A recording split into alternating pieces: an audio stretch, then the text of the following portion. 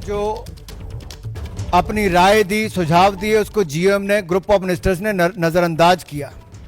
और चौथा जो है, all entities allowed to bid despite complaint, शिकायतों के बावजूद संस्थाओं को बोली लगाने की अनुमति दी। पांचवी है, financial condition of bidders not red flagged, बोलीदाताओं की जो वित्तीय स्थिति थी उस पर ध्यान नहीं दिया गया। ये 5 मैंने आपके सामने अब तक गिनाई है। और अगर आप 6वीं पे देखेंगे, violation in issuance of licenses, license जारी करने में उल्लंघन किया गया। 7वां है, वायलेशन नॉट पेनलाइज्ड, उल्लंघन करने वालों को जुर्माना और सजा नहीं दी गई। 8वां है, lack of transparency in pricing, मूल्य निर्धारण करने में पारदर्शिता की भयंकर कमी पाई गई। और 9वां है, जो सबसे महत्वपूर्ण, क्योंकि अब जिम्मेदारी किस पे है, कैबिनेट से अनुमति नहीं, ग्रुप ऑफ मिनिस्टर्स ने जो एक्सपर्ट कमेटी उसकी नजरअंदाजी की, और एलजी की अनुमति भी नहीं ली गई। तो कैबिनेट और अगर एलजी की अनुमति नहीं ली गई तो जो मैं पहले दिन से कहता था कि किंग पिन कोई है तो अरविंद केजरीवाल है, शराब घोटाले के किंग पिन है तो अरविंद केजरीवाल है। अगर दिल्ली को 2026 करोड़ का राजकोषीय घोटाला, राजकोषीय घाटा अगर 2026 करोड़ का किसी ने किया तो अरविंद केजरीवाल जी ने किया है, आम आदमी पार्टी ने किया है। और excise rules not placed before assembly for ratification, अगर आबकारी नियमों को अनुमोदित करने के लिए विधानसभा में नहीं लाए गए तो 10 बड़ी मेजर फाइंडिंग्स आज C&AG की है।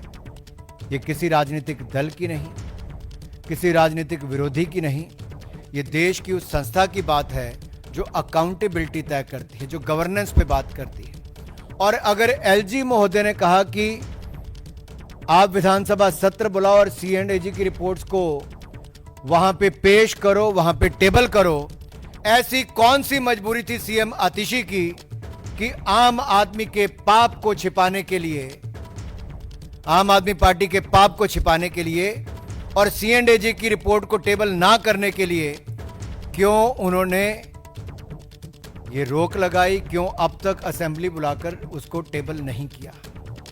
चाहे शीश महल की बात हो या शराब घोटाले की बात हो, ये जो मैं कहता था ना, मनीष,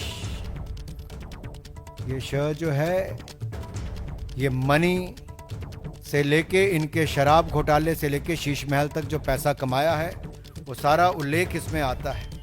साथियों, मैं अंत में इतना ही कहूंगा, आज जब दिल्ली के लोग वोट देने चुनाव के में जाएंगे तो एक बार वो नजर जरूर दौड़ाएंगे कि वो आदमी जो आज से 11 साल पहले दिल्ली के लोगों के सामने आकर कहता था, ना बड़ा घर लूंगा, ना बड़ी गाड़ी लूंगा, ना सिक्योरिटी लूंगा, आज उसने बड़ा घर नहीं 8 घरों को मिला के शीश महल बनाया। बड़ी गाड़ी नहीं, सबसे बड़ी गाड़ी ली, एक जगह नहीं 2 राज्यों की सिक्योरिटी ली, और एक घोटाला नहीं अनेक घोटाले किए।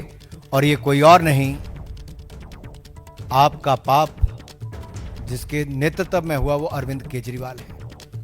लेकिन बड़ा सवाल दिल्ली की जनता के सामने ये है, आम आदमी पार्टी का चेहरा कौन है भाई? सीएम आतिशी अपने आप को सीएम मानती नहीं, अगली चुनाव उनके नेतृत्व में लड़ते नहीं, तो सवाल यह खड़ा होता है कि पिछले पाप तो अरविंद केजरीवाल करके गए हैं, कोई एक ईमानदार चेहरा भी इनके पास है क्या? केजरीवाल तो मुख्यमंत्री बन नहीं सकते, तो कोई है?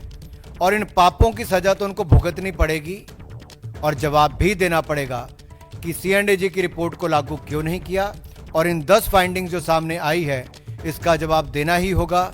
नियमों की नजरअंदाजी क्यों की गई, विधानसभा में क्यों नहीं लेकर गए, एलजी के पास क्यों नहीं लेकर गए, कैबिनेट की मंजूरी क्यों नहीं ली, और ये 2026 करोड़ जो दिल्ली का घाटा है, ये दिल्ली का तो घाटा है, मुनाफा किसके पास गया केजरीवाल जी, किसकी जेब में पैसा गया है, इसका जवाब दीजिए जनता। धन्यवाद।